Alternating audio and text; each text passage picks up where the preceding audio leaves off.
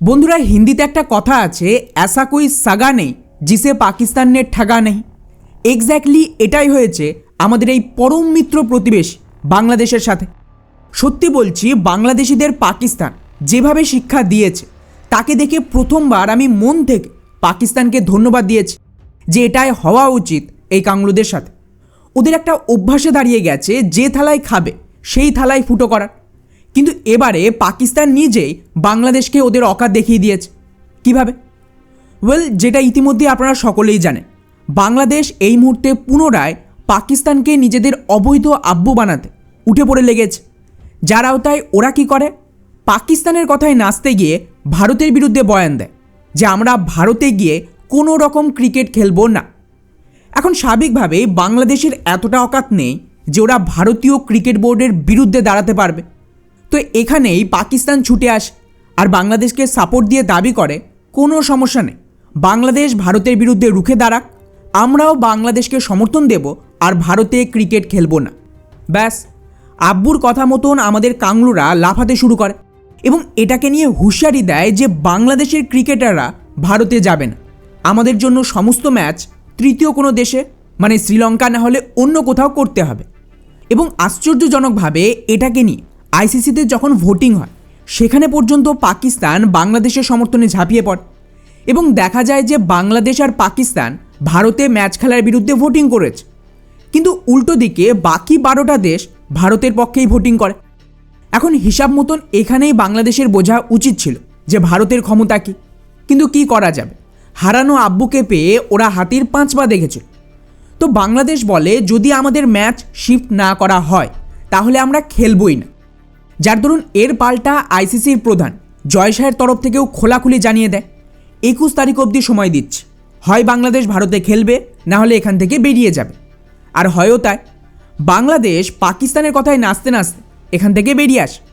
ওরা ভেবেছিল পাকিস্তানও বেরিয়ে আসবে এবং এভাবে দুজনে মিলে একটা মেসেজ দেওয়া যাবে ভারতকে যে বাংলাদেশ আর পাকিস্তান একসাথে রুখে দাঁড়াবে ভারতের বিরুদ্ধে। ব্যাস, এতেই ঝোপ বুঝে কোপ মারে পাকিস্তান।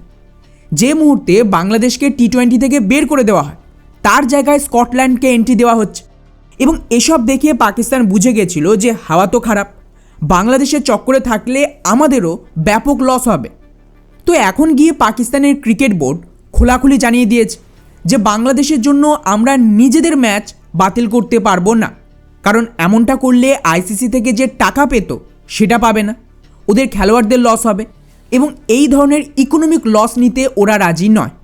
তবে হ্যাঁ, ওরা বাংলাদেশের সাথে আছে, তাই বাংলাদেশের জন্য ওরা নিজেরা ওয়ার্ল্ড কাপ জিতে দেখাবে। মানে জাস্ট কল্পনা করুন কী লেভেলে ওরা বাংলাদেশকে ফাঁদে ফেলেছে।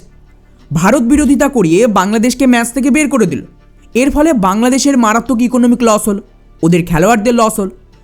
রিপোর্ট বলছে টুর্নামেন্ট থেকে বাদ পড়ায় বিবিসির $27 মিলিয়ন, যা প্রায় আমাদের হিসেবে 240 কোটি টাকা হবে, সেটা বাংলাদেশ হারিয়ে ফেল, যা ওদের বার্ষিক আয়ের প্রায় 60%। এতে ব্রডকাস্টিং, স্পন্সরশিপ এবং অন্যান্য আয়ও কমবে। এছাড়া খেলোয়াড়দের যে অভিজ্ঞতা, র্যাঙ্কিং, এগুলোও তো ক্ষতিগ্রস্ত হলো। উপরন্তু বাংলাদেশ এখানে যা করলো সেটাকে মাথায় রেখে ওদের খেলোয়াড়দের ভবিষ্যতে আইপিএলে খেলার সুযোগটাও গেল পাকিস্তানের মতন। এবং যেহেতু বাংলাদেশ বেশিরভাগ সময় পাকিস্তানকে কিন্তু হারিয়ে দেয়, এতে পাকিস্তানের সুবিধা হলো যে ওদের একটা পয়েন্ট বেড়ে যাবে এমনিতে। উল্টো দিকে পাকিস্তান নিজেদের ক্ষতি করতে রাজি হয়নি। ফলে 1971 হোক বা 2026, যখনই বাংলাদেশ পাকিস্তানের পক্ষে দাঁড়িয়েছে, পাকিস্তান ওদের লুটেছে, তাও কিন্তু ওদের রিলিজিয়াস হেট এত বেশি যে ভারতের বিরুদ্ধেই থাকবে। যার দরুন এখন খবর আসছে যেহেতু পাকিস্তান ওদের সাথ দিল না আর প্রচুর লস হচ্ছে, তাই নতুন করে বাংলাদেশ আশা করছে ভারতে খেলবে বলে, কিন্তু সময় তো পেরিয়ে গেছে এবং আজ মনে হয় স্কটল্যান্ডকে ফাইনাল করে দেওয়া হবে। ফলে আমি বলবো যা হচ্ছে ভালোর জন্যই হচ্ছে। ধীরে ধীরে ভারত আর হিন্দু বিদ্বেষীর চক্করে বাংলাদেশ মোটামুটি সব দিক থেকে, মানে ইকোনমি থেকে শুরু করে বিজনেস, ডেভেলপমেন্ট, শিক্ষা, স্বাস্থ্য, এমনকি এখন তো খেলাধুলা থেকে পুরোপুরি ধ্বংস হয়ে যাচ্ছে। ফলে এই রিজিয়নে একটা নতুন সোমালিয়া পাওয়া গেছে, যার থেকে ডিরেক্টলি বা ইনডাইরেক্টলি লং টার্মে ফায়দা ভারতেরই হবে।